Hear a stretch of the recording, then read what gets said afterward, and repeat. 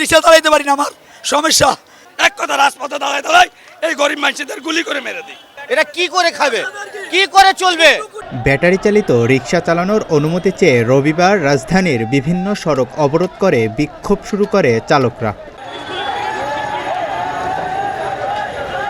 চালকরা বলছেন, ব্যাটারি চালিত অটোরিকশা নিষিদ্ধ করায় তাদের কর্মসংস্থান হারিয়ে বিপাকে পড়েছেন।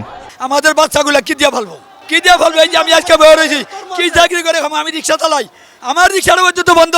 আজকে আমি বুড়া মানুষ, আমি রিক্সা চালাতে পারি না, রিক্সা চালাইতে পারি না, আমার সমস্যা। এক কথা, রাজপথে দাঁড়ায় দাঁড়ায় এই গরিব মানুষদের গুলি করে মেরে দিই। দরকার না, আমরা এই আন্দোলন করবো না। প্রতিটা ড্রাইভার এনজিও থেকে ঋণ নিয়েই গাড়িগুলো করছে। এখন আজকে এনজিও কি মানবে? হুট করে তো একটা কথা বললে হবে না। আগে আপনারা ইনপুট বন্ধ করেন। নেওয়া যায় না, আইনেও 90 দিন সময় দেয়। হুট করে একটা ডিসিশন নিল। এখন আমরা এত লোক, কমসে কম না হলেও তো 4-5 হাজার 10 হাজার লোক, এটা কি করে খাবে, কি করে চলবে? এদিকে 4 ঘন্টা অবরোধের পর পুলিশ বাস চলাচল শুরুর অনুমতি দিলে বিক্ষুব্ধ অটোরিকশা চালকরা বাস, সিএনজি ভাঙচুর শুরু করে। এর আগে সকাল 10টা থেকে মিরপুর 1 ও 10 নম্বর এবং আগারগাঁও এলাকায় সড়ক অবরোধ করে রাখেন ব্যাটারি চালিত রিক্সা চালকরা।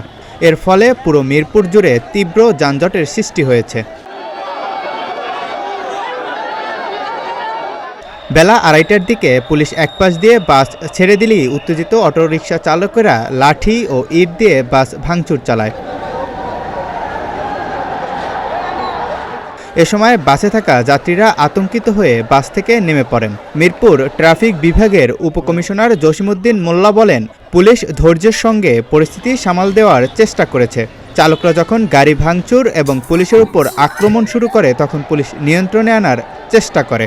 আমরা দীর্ঘ সময় তাদেরকে ধৈর্য সহকারে তাদেরকে বোঝানোর চেষ্টা করেছি, বুঝিয়েছি যে আমরা সকলে আইনকে মান্য করা, সকলেরই আইনকে মান্য করা সকলের দায়িত্ব।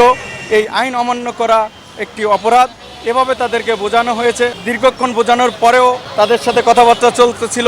ঢাকা 16 আসনের মাননীয় সংসদ সদস্য মহোদয় আসলেন, আসার পরে তিনিও তাদেরকে বোঝালেন, তাদের বিষয়টি নিয়ে মাননীয় প্রধানমন্ত্রীর সঙ্গে কথা বলবেন। 2 দিন সময় নিলেন, তারপরে তাদেরকে একটা অন্য বিকল্প কোনো হয়তো ব্যবস্থা করবেন, কিন্তু তারা মেনেও নিলেন। কিন্তু মেনে নিয়ে গাড়ি ওপেন করে দেওয়া, গাড়ি চালু করে দেওয়া হলো। এর ভিতরে একটি শ্রেণী, তাদের হয়তো কেউ ইন্ধন দিয়েছে বা ইন্ধনদাতা আছে, তাদের ইন্ধনের প্রেক্ষিতে তারা গাড়ির উপর হামলা করলো, পুলিশের উপর হামলা করেছে। তারপরে তাদেরকে সরিয়ে দেওয়ার জন্য যতটুকু আইন প্রয়োগ করা প্রয়োজন, যতটুকু বল প্রয়োগ করা প্রয়োজন ততটুকু বল প্রয়োগ করে তাদেরকে সরিয়ে দেওয়া হয়েছে এবং রাস্তাঘাট ওপেন করে দেওয়া হয়েছে। এখন যান চলাচল স্বাভাবিক আছে।